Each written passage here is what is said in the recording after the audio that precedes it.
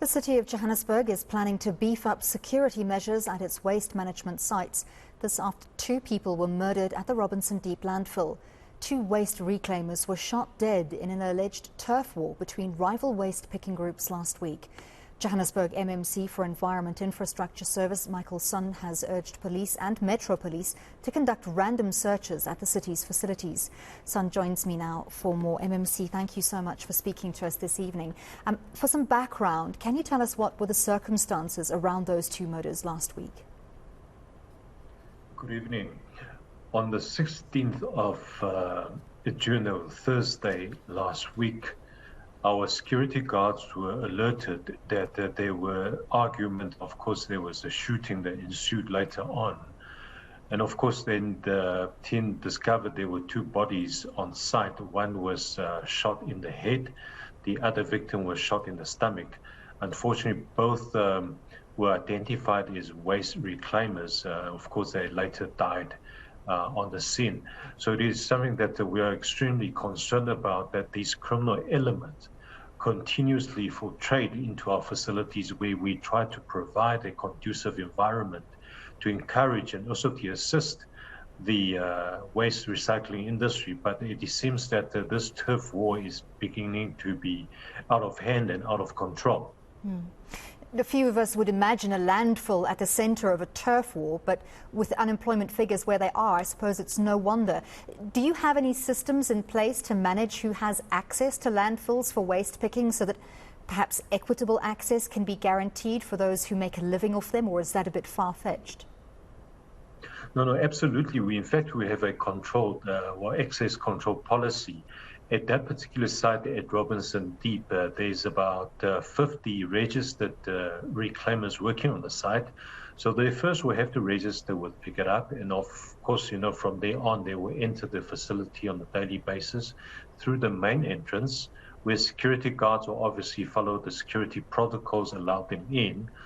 But unfortunately, in this incident, we believe that the perpetrators had gained access illegally, either through the opening on the fence or through other means. But this means that we unfortunately will have to beef up security, and to an extent, cause a lot of inconveniences to not just the waste reclaimers, but the visitors to our facility, that we will be getting the police to come on site to conduct random searches for weapons and other contrabands to ensure that our facilities remain a weapon-free zone. Also to protect our own employees and staff members. So this is something that we unfortunately have to implement. What's the knock-on impact of the violence on the services rendered by these facilities and your ability to do the work that you're tasked to do? Well, the first impact is that the facilities will have to be closed. If you remember, there was also an incident at the Hout Copy site. That site was closed for a substantial, period of time. But in this case, Robinson Deep was closed down for a day in order to allow the police to investigate. Of course, our residents won't be able to use that facility. And of course, the reclaimers themselves will have to vacate the premises until such time the police hands back the facility back to us once they've conducted the interim investigation. So there is both inconveniences and financial losses suffered by, I suppose, everyone involved, including the city of Joburg. And once you have to implement these increased security measures, naturally there will also be concomitant knock-on effects, perhaps delays as crews enter and exit the facility? Unfortunately, we're already spending a substantial amount of expenses at guarding the facilities. Now we have to increase patrols, increase access control. That means more manpower. And all these either in-house or outsourced or contract security guards come at a cost. So it will obviously have to become a financial burden for Pick It Up. Will these be temporary or permanent measures, do you think? We would want to ensure that we put these measures in place and obviously to intensify the security measures for the foreseeable future. But I think we also need to devise other ways to ensure the safety within our premises. The one thing that would come to mind is that we will have to go procure, for example, metal detectors at the entrances for the occupants coming in. And this inevitably would be a long-term measure we have to put into place.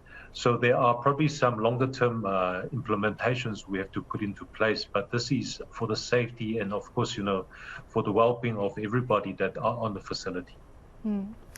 Do you foresee that these additional costs to pick it up will be passed on to residents?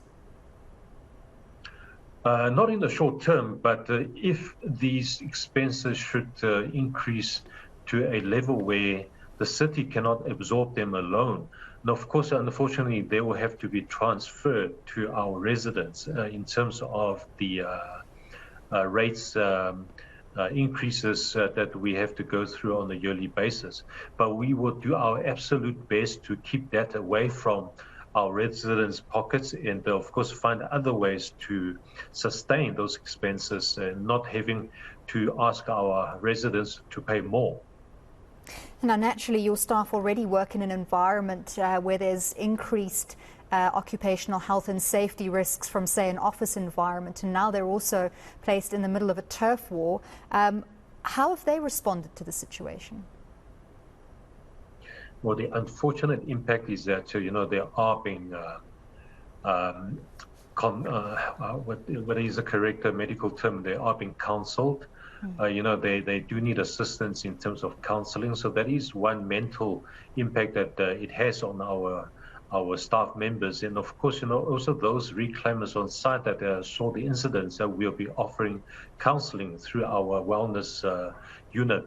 So it goes beyond just, increasing security, but we also need to ensure that the well-being of our visitors and our staff members are being looked after. And again, this is something that we do not anticipate that we have to offer at the waste reclaiming site, but it's come to an extent that now we really need to offer these services to ensure that the well-being of our staff members and visitors are on the top of the list. Absolutely. Well, thank you for speaking to us. That's the MMC for Environment Infrastructure Service, Michael Sun.